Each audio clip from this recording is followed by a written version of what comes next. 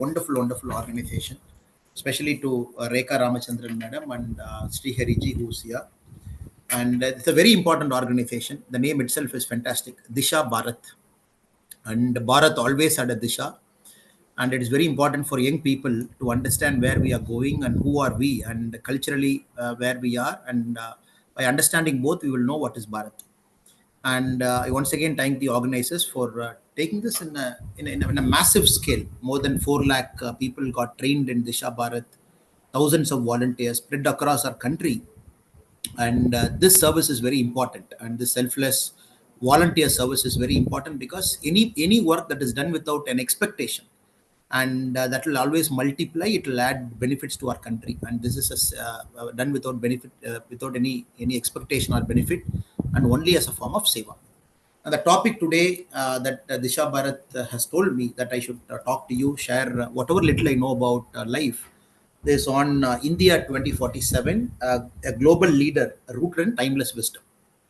And before I get into some of the thoughts I want to express to you, I would like to picture what India will be, what Bharat will be in 2047, which is 22 years from now, how Bharat will be. If we can just visualize.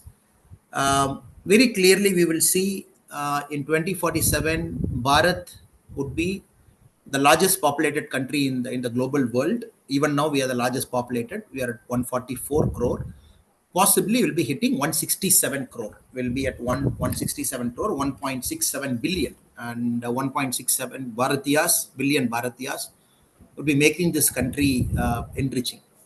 And probably at 2047, if we go by the current projection, and Bharat would the GDP would be somewhere around 35 trillion and 35 trillion. So right now we are at 4 trillion. We can imagine the jump of 8 times in the next 22 years. And the per capita income right now we are at $2,500 per person. Probably will be hitting $22,000. Again, it will be about 9 times jump in about 22 years. And the renewable energy, the proportion, making our planet greener, safer, and livable for our next generation also. Right now, in 2023-24, renewable energy as a mix of the total energy production, we are at 23%. Probably in 2047, we'll be at 70% of our energy needs would be met by renewable energy. And will be more urbanized. Right now, we are at 53 crore. Possibly by 2047, will be 90 crore, 900 million. And defense spending would be very high. We are projecting it will be about 32 lakh crore. Currently we are 5 times lesser. So this is an imagination economically how we will be. But we always have to understand whether we'll be happy, we'll be contented, and Bharat would be a beacon to the whole world, to the whole global community, where we will be sharing a lot of our best practices to the global community, so that the world itself is happy. The world itself is prosperous. This is very important. And we have seen a lot of global powers coming and going. Britain were a superpower, and that slowly got shifted to US for the last 100 years or so. US is a great power. It shared some with Russia after the dissolve of USSR. Now US is a preeminent global power. Now China is a fast rising power. We are a middle power.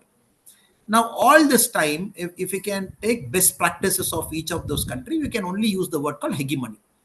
Each of the time the superpower came, they tried to impose their will, they tried to impose their economic model on other country. And it was more like a mercantile system, and those countries grew, the world also grew. But what is special with Bharat's rise? Not so special with the former countries that occupied the number 1, number 2, number 3 position. What will be Bharat's special?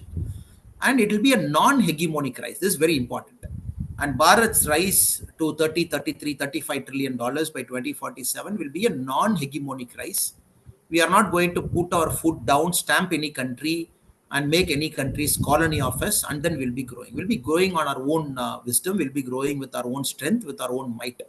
And this fascinates me as a Bharati. I'm sure this will be fascinating you as a Bharati also.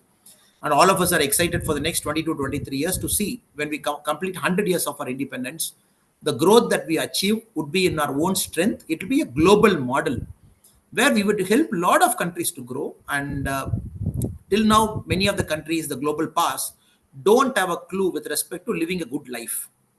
For them, living a good life means more cars, expending more energy resources. It is buying a lot of materials, and creating a consumerist behavior. But Bharat's rise would be very different. As I spoke to you, I said by 2047 we are forecasting that 70% of our energy needs would be met from the renewable energy source. That is very different, and we are not going to pollute the environment more to grow.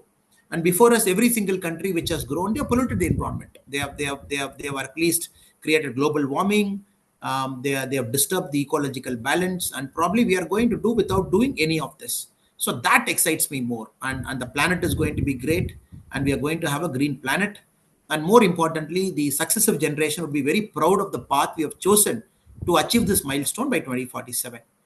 And more importantly, which excites me even more anything else, we are using the word and the topic also, timeless wisdom. And Bharat is a country, very clearly when we look back, that our wisdom can't be quantified. It is timeless. It is last 1,500 years. If you look back, there are some qualities that is essential to being a Bharatiya that has brought us here. And right now we are fast evolving. We are trying to codify it. We are trying to get our law streamlined. And as we speak, in the last 10, 11 years, massive work has happened at the ground level. And the new education policy from 2020, we are using the word called Indian knowledge system, which I'm aware Disha Bharat is also very instrumental in promoting IKS, Indian knowledge systems, where we are bringing our traditional medical systems, we are bringing our traditional Vedic systems, and which we think is useful to the world now, which we think will make the world a happy place, which we think will make the world a holistic place. And Naya Sastra, Darga Sastra, and the importance that Bharat has always given to fine arts, and importance Bharat has always given to beings which can't speak, which we can simply ignore and move on. But Bharatiyas, we chose not to do that, and the living beings who are with us who chose not to speak, and they also find a place in our growth stream. And we are not very reckless to say that only human beings are created and all other beings are here only to satisfy the pleasure of a human being, and our philosophy don't take that path, and we treat all the beings respectfully, all the beings as important. So this excites me. So we are in that phase where the Indian knowledge system is coming and making a very strong comeback. The new generation of youths are getting trained away from the Macaulayan model.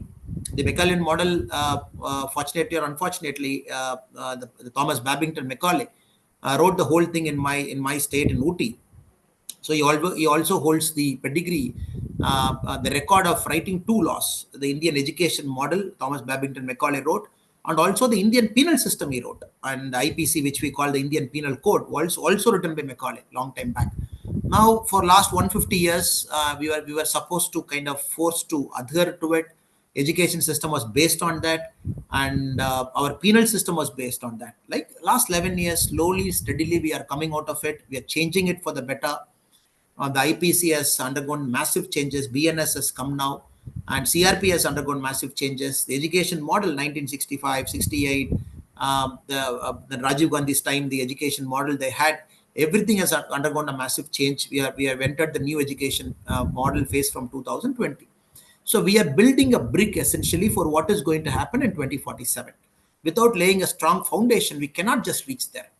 And we are also very clear, the Honorable Prime Minister, right from the time of Corona, he talks about Atmanirbhar Bharat, he talks about Swadeshi, we talk about creating strong MSMEs within our country, where we become a global power, not by following the models that other countries have followed. Okay, kind of produce, and keep exporting. China has followed that model. The US followed the consumerist model, but we are going to follow a very different model, and that model is based on our needs. We got to create our own products, and we got to be self-sustaining in whatever we do, right from agriculture to technology to our arms and armament. Everything we want to create within our country, and we got to bring our indigenous technology to it. So this laying of groundwork is massive over the last 11 years. I'm really happy about it, that phase by phase we have come to a stage. Right now we all feel confident, we all feel happy, and we all feel proud that this can happen in our lifetime. The previous generations also, at some point of time, they had that feeling that India can grow, but somehow the faulty economic policies we had, 1991, we all know, we had to borrow gold from the Bank of England, because we didn't have enough gold support just to import fuel to our country. 1970s, late 1970s, we had to borrow wheat, the IL model from US. We had to do wheat imports to feed our population. So we were that bad at one point of time, because the people are fantastic. The countrymen, we always had a lot of dynamism, but the governments at power, and the model that we followed, the first 5-year plan, second, third, the socialist mindset that we took, and which killed lot of energy levels of a countrymen, which never took the animal spirit out. And 1991, we were forced to liberalize, and that also happened with piecemeal bits and pieces. Then Vajpayee's government in 98, 99 till 2004. First time it had showed our country that we can govern ourselves without corruption. We can govern ourselves by not depending on superpowers. We can do our own nuclear test, but to protect our own country, and no major powers that can dictate the path India should take. That is one level of confidence that we got. Then from 2014, after Narendra Modi ji has come to power, we are very clear. Our foreign policy is not dictated by global powers. We do what is right for us, and we follow a unique economic philosophy, and we have lifted millions of our countrymen out of poverty. As we speak, so much miracle has happened in the last 11 years. The so-called extreme poverty, the indicator of extreme poverty, 2.15 US dollar. In that context, we have almost lifted 250 million, 25 crore of our countrymen out of that extreme poverty. Right now, extreme poverty is in a single digit, and gone are the days. If you look at the different committees, 26%, 28%, we are in negligible single digit. Even I'm very sure completion of 2026, 2027, we will eliminate extreme poverty in our Bharatiya land. So a lot of things has happened, and we got to be very clear with respect to what we have achieved over the last 11 years, because we should not take things lightly. And so much hard work has happened. So much hard work has happened to reach where we are. Only then we are dreaming of 2047. I still remember the last budget of Congress in 2013, when Mr. P. Chidambaram was our Union Finance Minister. So to reach position number 5, position number 4 in terms of the world economy, they projected 2033. They said by 2033, India will achieve the world's top 5 economic. Now we have already achieved 5, we have moved to 4. And we are just moving towards 4. We just have Japan and Germany, and China about it, and US about it. We have achieved it good 9 years before it. So 2013, the prediction of a different government, and the current government headed by Narendra Modi ji's prediction of reaching 5. We can just see we are becoming more ambitious and achievable goals. We are having a projection of where we want to go. Of course, there are also challenges in our path. The challenges is not easy, and we have overcome all the challenges one after the other. So here, though I have spoken about all the great things that our country will achieve in the next 22 years, I also like to present a couple of challenges. One is going to be a technological disruption. How good we are going to be in terms of adapting new technology. How open we are as a country, that is going to be a number one determinant. Because industrial revolution is a bust that we missed it. And we were an agrarian economy, and Britishers made sure we never transformed ourselves to an industrial economy. So the British for a long time kept us only as a country which can supply raw material to Britain. And we missed the industrial revolution. But we have seen how the Europe has grown, how the Americans have grown. We missed that bus. Then very consciously, we also took a very socialist approach after 1950 for a long time. And now, for the very first time in our country, we believe we are at the forefront of many of the technologies.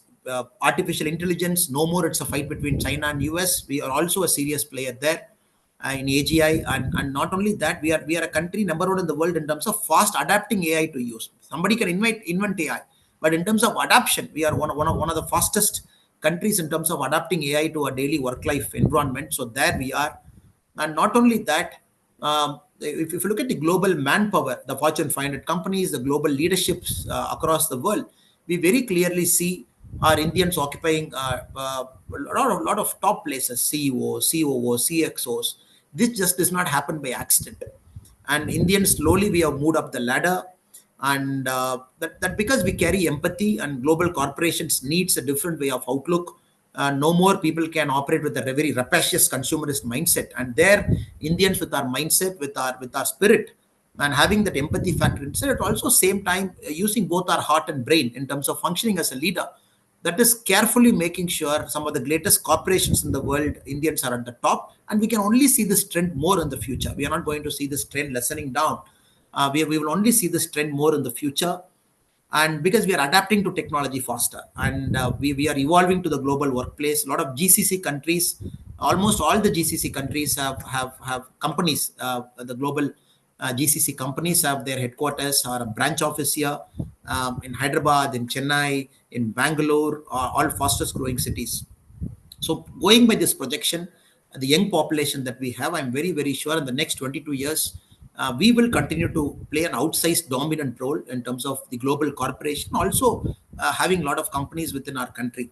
So technological disruption is a challenge, no doubt, but I'm pretty sure that we will overcome it, and we will go ahead in terms of adapting it, and also maybe after some time being the pioneers in terms of getting the new technology. Already renewable energy, if you look at it, solar, we are fast catching up, and where the world has to be 20 years from now, we have the technology ready. Biofuels, we are fast growing as a major country that has got this fuel mix, the flexi line, the flex systems of what we are already there. Uh, Computer, we are no more the cheap labor of the world. We are fast moving up the value chain, in adaptability, in terms of offering new things with computer systems. You're already there. So there is a very important. So we got to reinvent a lot of new things in the next 22 years. Urban transport, we got to reinvent, and I'm very sure we will do it. And we got to reinvent our energy mix. I'm very sure we will do it. And also we got to reinvent as we move in the next 22 years.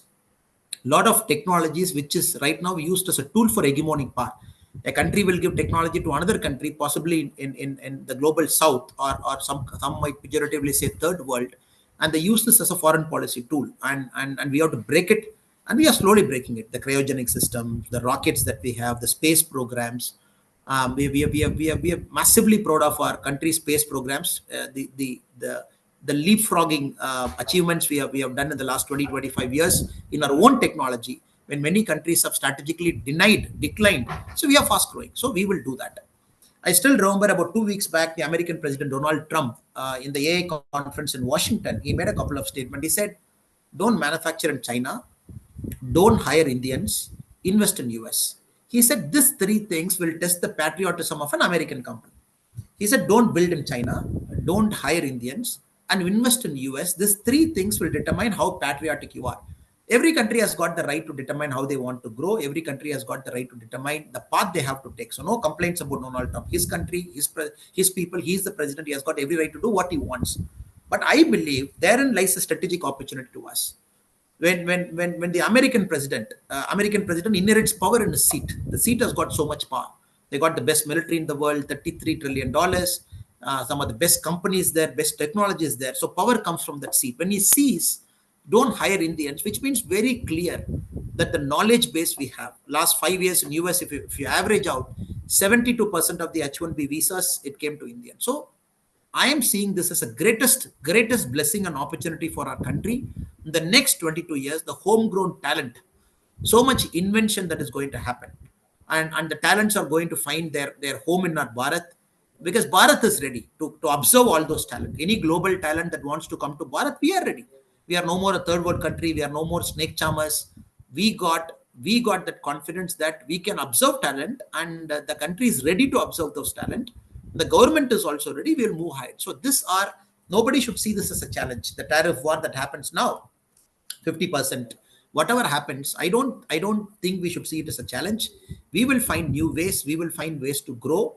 And the honorable prime minister also made it very clear that asked our country's national self importance is number one priority for us. Agriculture, MSME, youth, farmers, fishermen population, milkmen, people who have cows, buffaloes, who are involved in milk business. The PM was very clear that India's priority is to make sure none of them gets disturbed. So we got to find new ways of growing and make our agriculture sector more productive.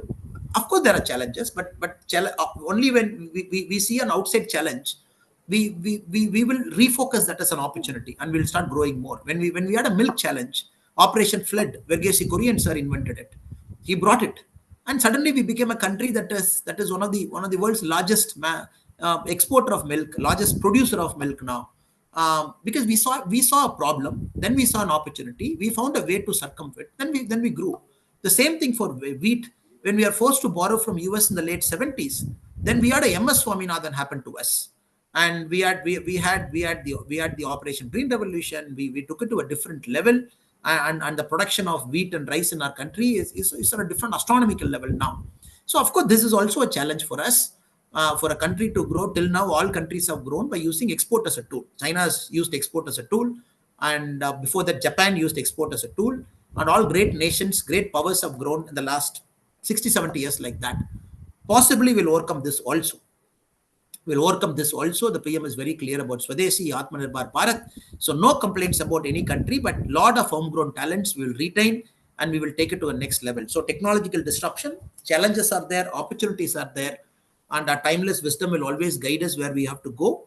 And the young people who are part of this thing, you should see this as a great opportunity for you. Great opportunity, because India offers a great market, and the world's largest middle class resides here. We are looking at a population of 167 crore by 2047. Nowhere we will get a market like this, a market that is ready, market that is proud, a market that is very clear that we have to grow the Bharatiya way. So I only urge our young people to see this as a great opportunity, uh, in the country's growth trajectory. Nobody got this opportunity because it's ready made now. We have a plan, we have a future, we have national highways getting built every single day, we have airports getting opened up every single day, 160 plus and counting, inland waterways getting regularized, the ports getting massively built. Gati Shakti PM is talking every single day. As we speak now, PM is in Bangalore inaugurating a phase of a metro rail. So every day we are seeing India in action, Bharat in action. So I only urge our young friends who are here to see this as a great opportunity, not to see any challenge in it. Great opportunity, and keep growing, keep our country growing. The second challenge is a democratic system. Now the democracy is maturing more, it is maturing well. At the same time, we see the fragmented opposition mounting all kinds of criticism, trying to disturb the balance. So that is natural in any democratic process. The opposition will always make noise. The opposition will always make unfounded allegation. But the next 4 5 years, Bharat is embarking on multiple things. One, the major census is going to happen in our country. Based on the census, the delimitation is going to happen. So based on the delimitation, the 33% reservation for our mothers and sisters is going to happen. And we'll also very soon get into this phase of one country, one election. So next 5 6 7 years is going to be very, very critically important from 2025 to 2031, because we are doing multiple things at a democratic level. Because the Britishers gave us an imperfect democracy. First past the post model is a form of democracy, but right from day one, we were only maturing. After the British left us, we are maturing, we are improving, we are perfecting our process. Now this is one important thing for us. When we had a one country one nation election for a long time, 1950 to 57, 60 to 67, the first four elections in our country were one nation one election. Then the disturbance happened, somebody misused article 356. Now next 6 years is going to be very crucial, because the opposition parties will throw everything, including kitchen sink at it, just to say, oh, you did this, you did that. Just you look at the recent Bihar one, where we all know, anybody in politics will know, the electoral rolls are very dirty, and dead people, fake names. Every election we face this, bogus voting, where people do all kinds of mischief. Now the special intensive revision in Bihar has shown 65 lakh so-called fake, invalid voters were eliminated, which was not actually in the roll, and including people who don't belong to Bihar, who are not residents of Bihar, of vote bank politics. They just kept it. The opposition was making so much noise, not allowing the parliament to function. But election commission, it gave them a week's time, from April 2 to April 9, a week time. Even after a week time, the opposition friends could not, the BLAs could not produce a single person in Bihar who got affected by this special intensive revision. Even after 1 week, not even a single person. But the noise they make is so high in parliament that disturb the whole parliament's functioning. The Air Force chief, just yesterday, day before yesterday in Bangalore, he said, we have shot down 5 Pakistan jets, we have shot down a major jet, but still some of our countrymen question us, and we are forced to respond to them. So this kind of things, the noise that keeps evolving around the democratic process. And the parties losing the election always finds fault with EVM, always finds fault with the process. I think youngsters here, you have to understand that the democracy is getting strengthened at the grassroots level, and democracy will continue to get strengthened, because we are such a big country, 543 Lok Sabha MPs for a population of 144 crore. It is unmanageable. So we got to increase. But how will we increase? We need a delimitation data to clearly understand the population, clearly understand where they are residing, how to go about it. And more importantly, we also need to empower our mothers and sisters. The 33% reservation has passed in parliament, and it also has to happen. So next 6 years, I'm not seeing a challenge. I'm seeing opposition making more noises, because to disturb our growth trajectory, disturb our growth equilibrium, I think we have to tide over it. And some of the political parties, especially in southern part of our country, they have this fascination of making this everything as north and south. That is something which we got to be wary of. And India's timeless wisdom, when we look back, Mahakavi Bharati, who was born in my state, he lived in Kashi for a long time, and Kashi made him a better person. Tamil Nadu made him a better person. So Bharati is a product of traveling across India, imbibing different cultures, including from Sister Nivedita, and the great Adi Shankaracharya, born in Kerala, traveled by foot across our country 4 times. When Bharat was getting threatened by various factors, he made sure we kept unified. So all this great. My fascinating example I keep quoting, the Hoysala dynasty, King Narasimha III, when jizya tax was imposed for anybody going to Kashi to pray to Lord Mahadeva. When a jizya tax was imposed, they said anybody praying to Lord Mahadeva outside Kashi, they have to pay jizya tax. King Narasimha III of Hoysala dynasty, the present day Karnataka, he donated villages to say anybody from down south going to worship in Kashi, Lord Mahadeva, the village revenue would be used to pay the jizya tax. Narasimha III never spoke about north south. Narasimha III never said that Kashi is a northern part of India, we are in southern part of India. No, they always found. I'm talking of different centuries at different points of time. And right now, with a lot of pride and with a lot of spirit, our Lord Ram, child Ram, has found his dignified place again back in Ram temple. But it's a 500-year-old fight. That fight, never we look at north and south. We looked at Ram as together. He has traveled to Tamil Nadu, through the present day Tamil Nadu, to go to Sri Lanka to rescue Sita Mata back. So timeless tradition, stories, wisdom, it keeps connecting our country. And Chhatrapati Shivaji, when he assumed power, he was very clear, a Maharashtra king, the present day Maharashtra, taking on the mighty Mughals. But when we crowned him Chhatrapati, he clearly mentioned the boundaries also. He crowned him Chhatrapati, the Hindu king, for across our country. And Mahabharata, when we look at it, at multiple times, the Bharat's geography was mentioned. Bharat's length and breadth was mentioned. And what is Bharat was mentioned. And when we have that kind of a spirit, a country that was always together. Right now, we see politicians and some political parties trying to rake up this north-south issue once in a while, and talking about language, trying to divide us. And this second challenge, the part of a democratic system, is also, we have to understand, states like Bengal, the ruling party, states like Tamil Nadu, the ruling party, trying to play into a narrative that outside insider is also we got to be wary of. Because when we are very clear, but 2047, the target is this, 2047, we got to grow to 30, 33, 35 trillion dollars. Make sure that we wipe out poverty in our lifetime. Make sure we take the per capita income to $22,000 plus, so that we can call ourselves as a great country, as an economically forward country. Of course, we are culturally very, very forward. But when we are economically forward also, we will make sure Bharatiyas, they live a good life, they live a happy life, they live a contented life. These challenges, we got to be very, very, very. Politicians talking about division, politics talking about, they talk about small things that might divide us, but none of them talk about hundreds and thousands of things that unite us as Bharatiyas, as people. And water stress, the PM is always one step ahead. We got to have a green Bharat with a lot of trees, and we might not think too much about it, but we have to understand. Now, I mentioned a word, when 2047, when we grow very well, we got to be a happy country, we got to be a contented country, we got to be a peaceful country. And India, perennially, we have a water distress problem. Some states of our country, the Niti Aayog report projects 2047. 2040, 38 out of 39 districts in Tamil Nadu will be water distressed. So we have this problem in metro areas and in urban areas. So we got to be very conscious of our resources also. And the timeless wisdom, when we look back at our history, look back at our forefathers, it is all about conservation, it is all about preservation, it is all about growth. That's how agriculture, that's how we preserved the seed, that's how we made sure that all the resources were used in a very proper, optimum way.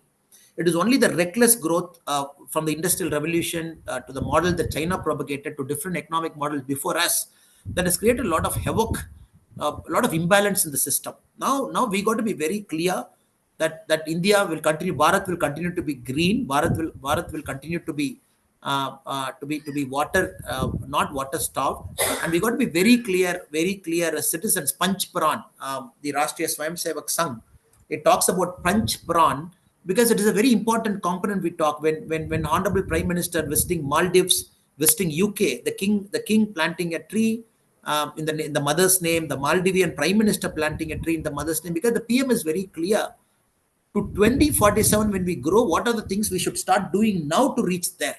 And a green planet is very essential because we'll be growing at a fast pace. That is why I mentioned we got to reimagine the urban transport mode also. And cities should not become heat sticks. Cities should not become hotter. And cities with too many vehicles around, too much pollutants around, cities are becoming hot. We got to make sure cities should be livable, should be breathable, so that our younger generation will also get the benefit that our forefathers had. We got to be very conscious of it. These are the stresses: water stress, to pollution stress, to urban heat sinks. We got to be very careful how we navigate around. That is also I felt we got to do it. Next is talent crunch. At one end, we have abundant talent at the top, to make sure that we sit in global corporations, we are CEOs, and we run corporations at a great scale. At the lower end, we have a problem in talent. So many of our engineering students are not battle ready, they are not industry ready. And the Honorable Prime Minister in 8th August 2025, as we speak, just 2 days back, he has approved the 4,200 crore multidisciplinary education and research improvement in technical education. Merit, it's called MERITE. The aim is to skill 7.5 lakh students in state technical education institutions over the next 5 years, because we are very clear at the bottom level, at the pyramid, bottom level of pyramid, we don't want people doing mundane jobs. When we have to become a $35 trillion, other day, the industries minister also spoke, government of India. Yes, it is important. Food delivery is important, but you cannot have lakhs of people employed there. Once the automated cars come, once Teslas come, one other cars come, the Indian technology comes, once drone starts taking it in the next 10, 12 years, what will happen to all the youth? Once the driverless cars comes, what will happen to drivers of Ola? What will happen to lakhs of people who are employed into all the sectors? So they should be skilled, so that they are ready to move forward. They are ready to contribute economically, productively to our country. And those friends are doing a hard work. And anybody doing riding in a two-wheeler in a city, delivering 15, 16, 20 parcels, they know how tough it is. It is so hard. It is very hard-working job. Picking up, going to an apartment, many a time walking multiple floors, but lakhs of people are employed there. So with the technological disruption that is going to happen, we just have to have a forethought that unless they are suitably skilled, we will have a severe problem 10 years from now, because we cannot have bulk of our 60% of our population is employed in agriculture. We all know 60% of our population. But whether they're gainfully employed, that's a question. So we are, I think the next 10 years, in my personal opinion, is going to be unleashing of agriculture productivity. 2025 to 2035, I think the PM has already set the groundwork. Soil testing, to preparing the youths, organic farming as a mission movement we are doing. If there is one country in the world which can be an organic farming powerhouse, it can be our country, which can be the only organic powerhouse for the whole world. We are just set it up. So next 10 years is going to be a great leap in agriculture productivity, and we can be easily the food capital to the whole world. And we just need educated people to come in, bring technologies inside, take that ability to have that ability to take risks. So this has severe areas that get disrupted. Are we getting battle ready by training our students? PM has just 2 days back launched this program to skill 7.5 lakh youth over the next 5 years. And skilling program is happening at a major level. So that also we got to be conscious. Talent at the local level, whether we are adequately skilling themselves, so that 2047 to realize that vision, we have enough manpower to take it forward. And we got to be healthy. And this is something very important to us. China has become wealthy. Whether China has become healthy or China has become young, that's a question. And China is becoming older. China is also becoming unhealthy, because that is the nature of the lifestyle when it goes up. And India, we got to be very clear, in 2047, still will be an young country. When we hit $22,000 per capita income, we got to be young, we got to be healthy. At the same time, we got to be happy. So these three things should determine. There's no point being a rich country and not happy. There's no point being a rich country and being average age being 60, 65. So India possibly we got to remain healthy. That is also very important. Fit India movements, making our youngsters to look at fitness as a way of life, yogic practice, and eating habits, no junk foods. And as we speak now, CBSE this year has gone very hard in the CBSE schools. They have to display the sugar markers there. They have to display the healthiness quotient of each of the food. And PM personally is leading the yoga mission across the world. Where we are trying to make the world a happy, holistic place. And these are things that we should not leave it. And growing only is not the tool. We have to grow, but we have to grow in a certain way. We got to grow in a happy way. We got to grow in a healthy way. So all these things are very important. And so that also I'm very sure Disha Bharat is there in that direction, to take there to reach 2047. At the same time, to make sure that we follow a certain path, because we always talk about growing the India's way, growing Bharatiya's way, growing with our timeless wisdom's way, and not following the path other countries have followed before us. And that is a path we should never take. And all of us are very clear that our path is going to be unique. And as we speak now also, if we look at some of the statistics, as if we speak now, I want to present some statistics before you, just to give you where we are in terms of a country as a growth engine, and where we will be in the next 5 years. I just want to present this data to you. And 1991, our population expectancy was at 58 years. 2025, we are at 72 years, meaning we are becoming a country which we can live long, and advent of medicals and everything. Literacy rate, we were at 52% in 1991. 2025, we are at 80.3%. And GDP growth rate, we were at 3%, 4%, 5% for a long time. Right now, we are comfortably at 7%, 7.5%. And we are also seeing that. For a kind understanding, in 1991, our per capita income was only at $310. Only $310 in 1991. Today, we are at $2,500. I'm just giving you the statistics to tell you, from 1991 to 2025, we have grown here. And that too, some middle governments there, not great governments there, 10 years of UPA there. We have seen all those things. And as we speak now, if you look at exports, 1991, 18 billion, 1991. 2025, we are at 820 billion. Where is 18 billion and where is 820 billion? Again, if you look at foreign currency reserve, 1991 was at 5 billion. Today, we are at 698 billion. So this is to tell you whatever we speak is possible. It is doable. 1991, we were there, and then we have reached here. We will 100% reach there. There's no question about it. Because of the population we have, because of the youth we have, and we will 100% reach there. It is not at all a problem. But only question is, we got to use it. You got to reach there and happy, healthy, and do it the Bharatiya's way. Again, if you look at the world, per se, so US right now is at 33 trillion right now. 2029, 2035, US might hit about 40 trillion. So we are looking at a growth of about 2.5% for US. If you look at China, from now to 2035, they might grow at 4%. If you look at EU 22, the European Union 22 countries, from now to 2035, they might grow as an average of 1.5%. Japan will grow at 1%. But from now to 2035, only the next 10 years, the average India would be growing is 7%. So when 2035 comes, India would easily will be around about 8-9 trillion. Then we got to make one leapfrog to 2047. So one leapfrog is 2025 to 2035. We got to leapfrog there. And 2035 to 47 is going to be another leapfrog, but is going to be a multi-dimensional shift. And first 10 years, foundations is laid. We might grow at 7%. We might adapt technology faster. But 2035 to 47, so we will grow through phases. It is not that it will be a constant pace from here to there.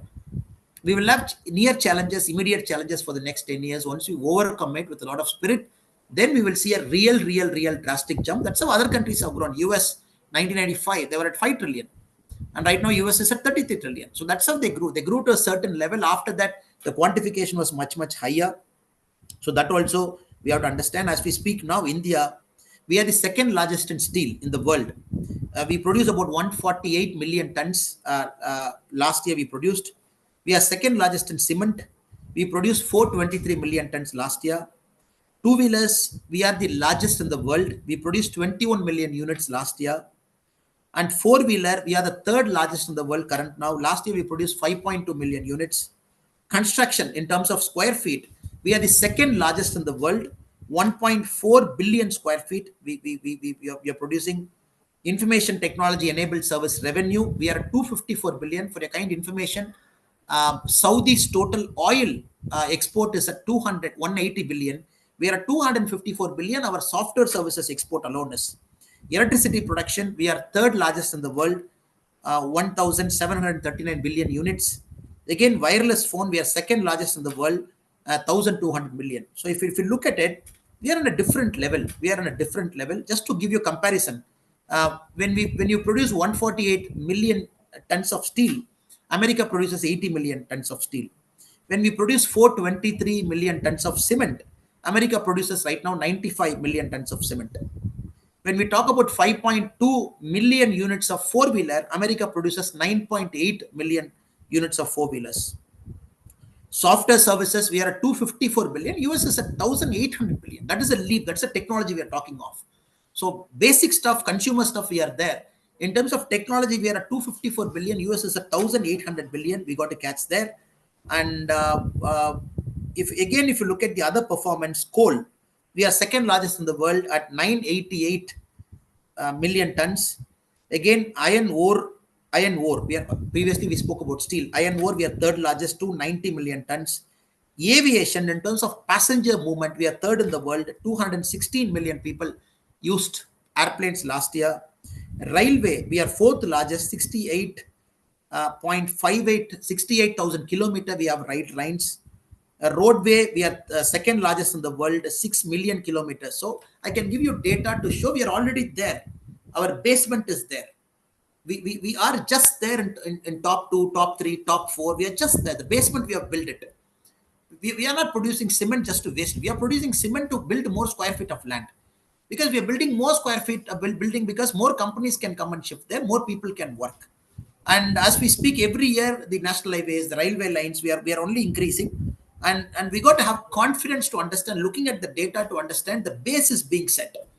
And once the base is being set, then it is going to be an exponential growth in a matter of time.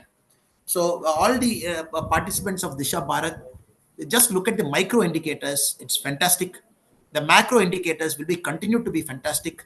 We are reclaiming our cultural glory from new temple, renovated temple, and for Lord Mahadeva in Kashi to Ram Temple to Ujjain, to all the things that is happening is a cultural rejuvenation that is happening. The spirit and sense of being a Bharatian, we are seeing it with our eyes in front of in our own life, that we can reclaim our culture. And the family system, family oriented values, probably we are teaching to the whole world how to live as a family. The institution of marriage, the institution of child, the institution of treating our elders with respect, the institution of taking care of our elders at home. So everything we are just leading with our timeless wisdom. So I'm very sure the young people who are here, the next 22 years, with the base that is currently being built, 25 to 35 is going to be one level of growth, then 35 to 47 is going to be a leapfrogging, because technology, we showed where we are, cement, steel, everything we are there. Exports, we just mentioned about 254 billion to Americans, 1,800 billion. So we got to go there. GCC companies, we got to go there, get into core technology. That will happen. It's just a matter of time. With more talent staying back, with more talents like you, innovating, more talents like you, but taking not a beaten path, but probably taking a new path, taking a challenging path. That is the excitement for us. And Robert Frost said, the road not taken. I'm sure many of you will take the road not taken in the future, take the challenging projects, challenging companies, solve India's challenging problems, be it a social problem, be it a technological problem. That gives a lot of excitement to us to see the young people in our country taking the less trodden path and doing wonders for our country. And we need a lot of global corporations. Right now, the Reliance, as we speak now, is probably the only company in the world that is also probably 40th, 42nd in the world in terms of the per capita income. But the top companies are in US. We got to look at chip manufacturing. Nvidia is there. We look at Google's and Alphabet's and Microsoft's and some of the consumer brands like Starbucks, some of the oil producing giants. So now it is important that some of you will choose to start companies, create global brands that can stand the test of time. And global brands are soft power. Anytime you go to McDonald's, it's an American projection of power. Anytime you go to a Starbucks, it's an American projection of power. Anytime you look at, you'll use Google in your right now. I'm using an American technology to talk to you. It's a projection of their power. It's a projection of their soft power. That's why they believe they can put a tariff, they can negotiate, and they can force you to take a position because technology is with them. And right now, for India, it's very clear, young people like you. So we should have our own technology, and we should imagine, reinvent, create brands, consumer brands, bigger brands in the next 20-25 years, so that when Fortune 500 comes in 2047, when we open the book, in the top 10 we should have 3-4 brands, 3-4 corporations. The top 100 we should have 20-30. And again, the university rankings, the Quest rankings that come every year, we should see a lot of IITs, IIMs, different colleges, technological universities, patent filing. We should be number one in the world. So there are a lot of areas to cover. And sorry, I've taken a lot of your time. They told me to speak for 30 minutes. I've already crossed 45 minutes. I'm sure sky is the limit for our growth. We will reach there. Just have that spirit and confidence, and we'll be there. Thank you so much, and really enjoy talking to this wonderful group. Though it is a video conference, not able to see you in person, not able to see your eyes, the sparkling eyes. Only had to see the computer screen, and nevertheless, it's a great honor, and we'll get an opportunity to meet soon in person. Thank you so much. Namaste. Wonderful, sir. I think we have just created a couple of questions.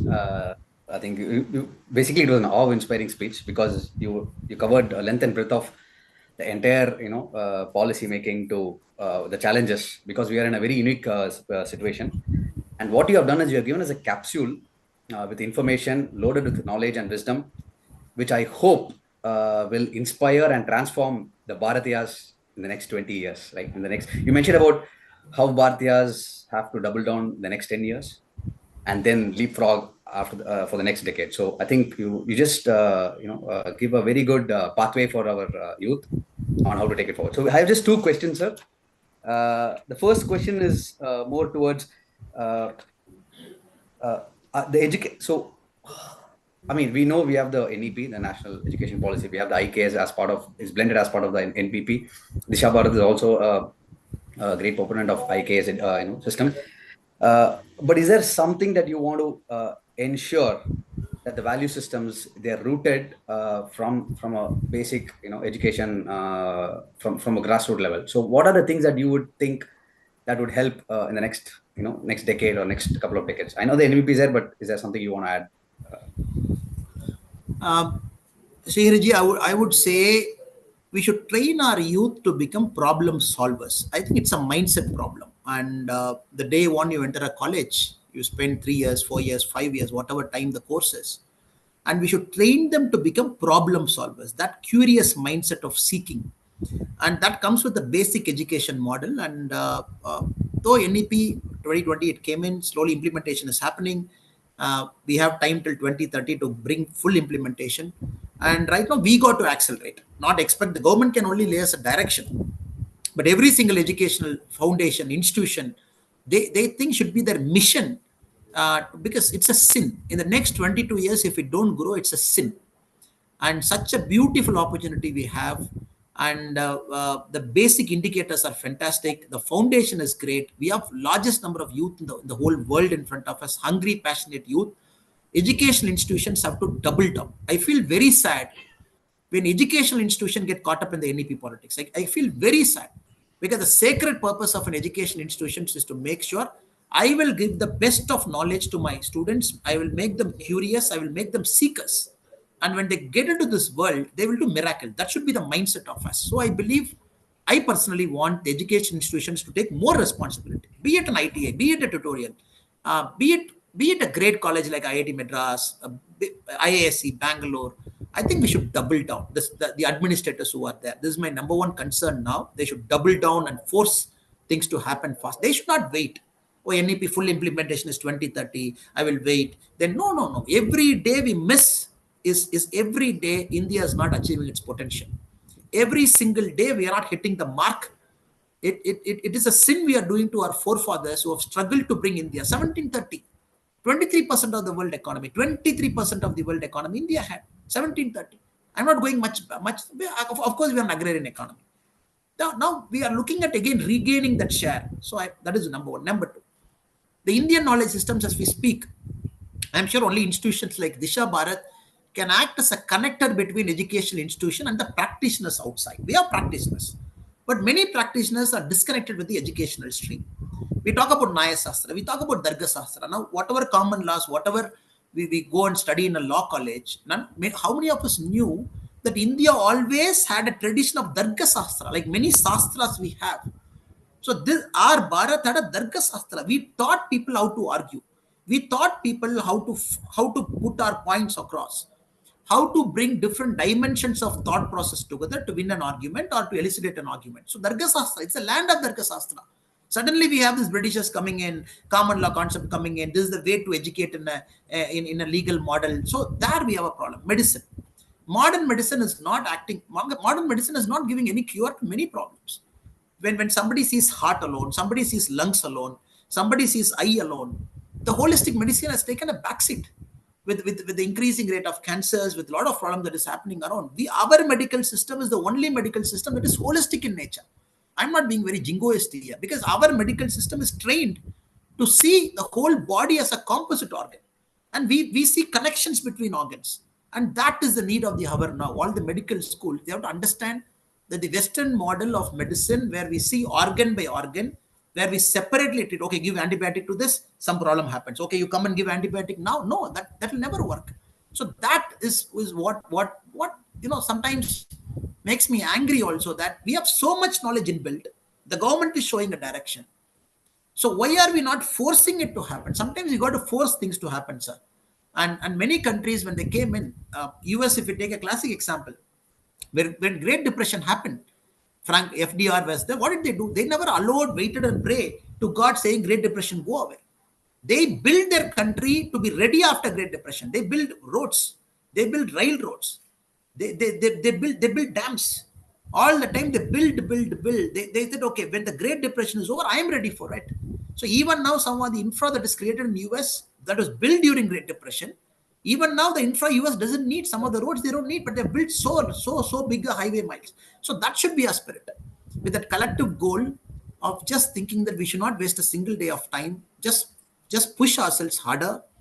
Don't, and youth, I personally believe, since you mentioned about new education policy and IKS, we should not waste a single day talking about nonsensical topic. North is better, South is better, which is better, that is better. No, that are not topics. That is all bygone eras.